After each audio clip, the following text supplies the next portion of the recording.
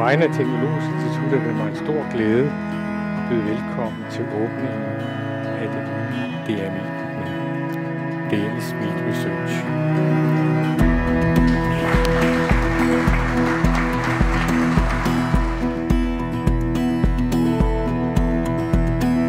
Tillykke med den store investering i de nye faciliteter til forskning i den danske kødindustri. Det er jo en investering i fremtiden. Det er en investering, der skal være med til at sikre konkurrencedygtigheden af dansk kødindustri. Og det er en investering, der skal bidrage til, at Danmark fastholder og udvikler sin position som førende fødevarenation. I branchen drager vi fortsat meget stor nytte af at kunne trække på specifik konsulentassistance, samtidig med at vi anvender DMI som repræsentant i mange teknologiske og forskningsmæssige fora.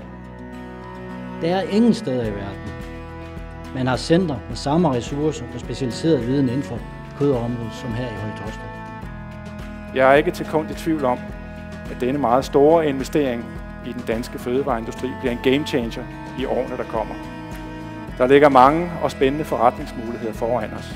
Og i takt med, at vi skaber relevant ny viden, og selvfølgelig også de helt praktiske løsninger, vil vi åbne en verden, hvor den danske fødevareindustri står på et fornyet og innovativt fundament af viden og teknologi, og frem for alt dygtige og dedikerede mennesker, der vil gøre en forskel.